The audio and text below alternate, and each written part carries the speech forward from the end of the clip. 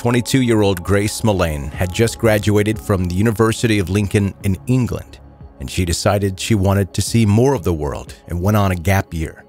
After traveling to South America for a month and a half, she flew to New Zealand, where she planned on staying for 2 weeks. On the 1st of December, which was the day before her birthday, Grace was in Auckland, New Zealand, getting ready to go on a date with the man that she'd been talking to on Tinder, 26-year-old Jesse Kimson. She got dressed in white shoes and a black dress, carrying a small bag with her, and then went to go meet Jesse at a local bar. It was their very first date, but Jesse greeted Grace by pulling her into an awkward hug, which Grace half-heartedly returned with the one-arm hug. Jesse paid for Grace's drinks, and the two of them went to several more bars, drinking margaritas and shots of tequila. They seemed to be getting along pretty well, and the more they talked, the more Grace relaxed. Then Grace got up and went to the bathroom. As soon as she was out of sight, Jesse grabbed her bag and searched through its contents. Meanwhile, Grace texted one of her friends from back home, telling her that she was on a Tinder date, which was going very well. In Grace's final message to her friend, she said, quote, "He's coming to London next year. I click with him so well. I'll let you know what happens tomorrow."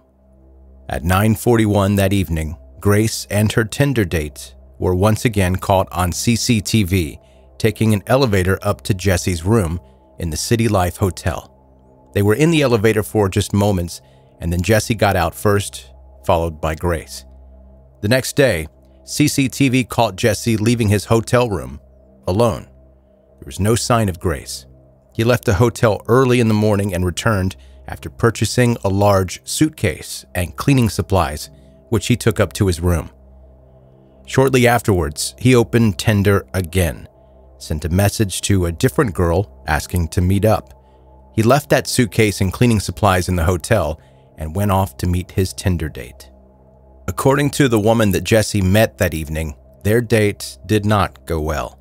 Actually, he made her extremely uncomfortable, telling her about how it was supposedly impossible for police dogs to sniff out the scent of a human body as long as it was buried at least 4 feet underground. He mentioned that he had a lot of friends that were police officers and that they told him about bodies being buried in the nearby Waitakere Ranges. And I'm confident that I'm saying that wrong, but just know that it's in New Zealand, it's a mountain range, it's gorgeous if you've seen pictures of it, and it's very heavily forested. Jesse also told his Tinder date a story about an acquaintance, and I'm using air quotes on that, an acquaintance of his who had accidentally killed a woman by strangling her to death after having too rough sex. He told this date, quote, "It's crazy how guys can make one wrong move and then go to jail for the rest of their lives." When the date came to an end, Jesse's date realized that they had parked their cars in the same parking lot, and she had this gut feeling that she should not reveal this information, so she decided to lie to him and say that she left her car in the opposite direction. As she walked away, she felt relieved because something about Jesse didn't feel quite right. He messaged her later that night, asking her on a second date. She declined. Later, Jesse rented a carpet cleaning machine from a local store, which he took up to his hotel room, as well as one of the large trolleys that carries the suitcases when they're too heavy to carry by hand. He loaded his new suitcase, which was now very heavy, and the rest of his bags onto the trolley, then wheeled them out to the red Toyota that he had rented. He parked the car in a parking lot overnight, with the suitcase still inside. The next morning, Jesse drove out of the city center, purchasing a new shovel on his way. He was headed to the Waitakere Ranges, the same place he had mentioned on this date the previous evening when he was talking about burying human remains. On December 2nd, Grace's friends and family from back home all wished her a happy birthday, but there was no reply. After 3 days of radio silence from Grace, her worried parents reported their daughter as missing. Initially, New Zealand police believed that Grace had just been busy with her travels and didn't believe that there was any evidence of foul play. But as time went on, it became clear that something was terribly wrong. During their investigation into Grace's disappearance, they'd checked her social media and noticed that somebody had left a comment on one of her Facebook photos after her disappearance, calling her beautiful and very radiant. That account belonged to a man named Jesse Kimpson, and with one Facebook comment, he was officially a person of interest. On December 6th, 2 police officers located Jesse in a food court and approached him to ask questions. Jesse told them that he had last seen Grace on December 1st after their date, but they'd gone their separate ways. He gave the detectives a fake address and didn't mention City Life Hotel where Grace had last been seen.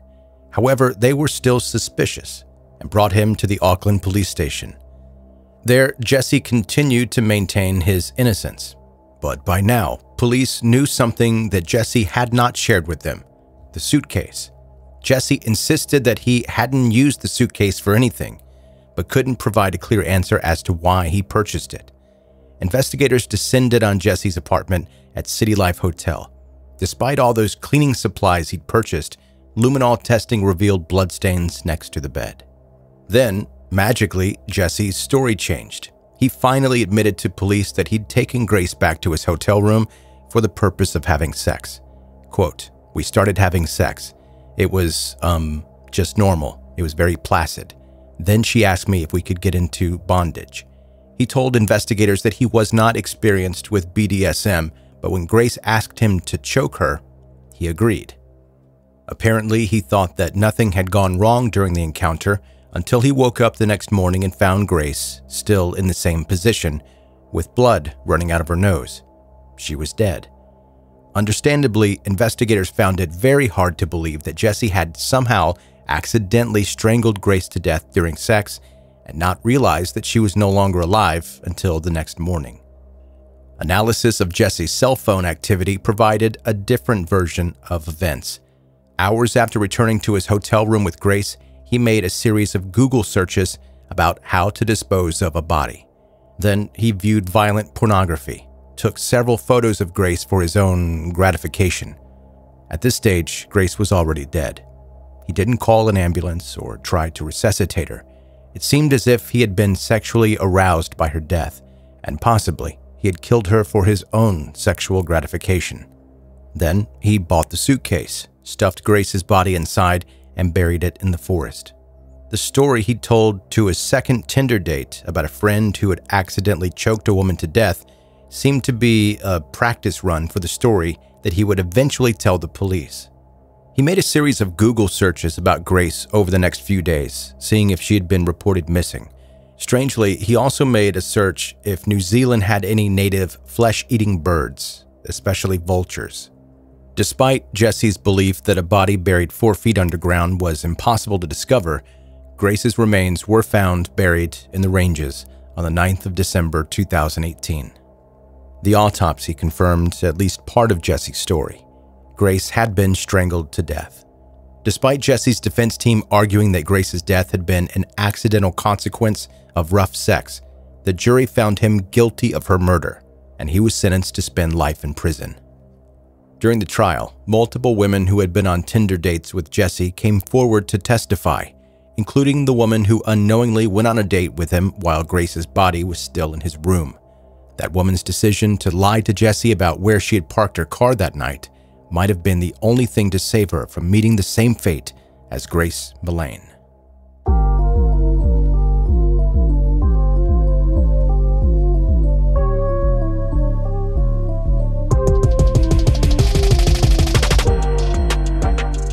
That is 10-Minute Murder for today.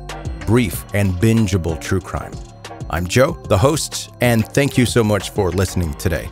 I've mentioned this before, but I don't mind mentioning it again. There's not a day that goes by in my life since I've started this podcast. What is it, like 3 years ago or something like that? I started it during the pandemic. Super bored at home. I had all of the stuff to make it. So I thought, well, why not? And here we are several years later, and the thing continues to grow and grow and grow. And I can't thank you enough. And it's not because I'm doing something special. It's because you guys have embraced the show and you've told your friends about it. You've told your family about it. And that's the only reason why it's grown so much. And I just want to take a moment to say thank you. It's not lost on me that there are thousands and thousands of other true crime podcasts out there that you could be listening to. And I listen to a bunch of them myself because I love true crime. And just doing this show isn't enough to like scratch my true crime itch. So I also listen to podcasts. But the fact that so many of you listen to this and it continues to grow, it just, at times it weirds me out a little bit, if I'm being honest. And at times it just makes me like, I can't believe this is a thing that I do. And it's all because of you that listen. You continue to share the show with your friends and family and coworkers and anyone else that you think could be into true crime. And it shows in the numbers that I get back, like the download numbers I get back. It continues to grow, and I love you all for it. Now, that being said, if you are a new listener to 10 Minute Murder, please take a moment right now to subscribe so that you can catch up on all the back episodes and never miss any of the new ones. Can you do that if you don't subscribe? Yeah, you could do that. But then you're going to find yourself searching for 10 Minute Murder every single time. And then you might as well just subscribe so that it's always there, right? Also, connect with me on social media. 10minutemurder.com has the links to all the places you can find me on social media. And if you like this episode, leave a rating and review wherever you like to listen to podcasts. And again, thank you so much for listening.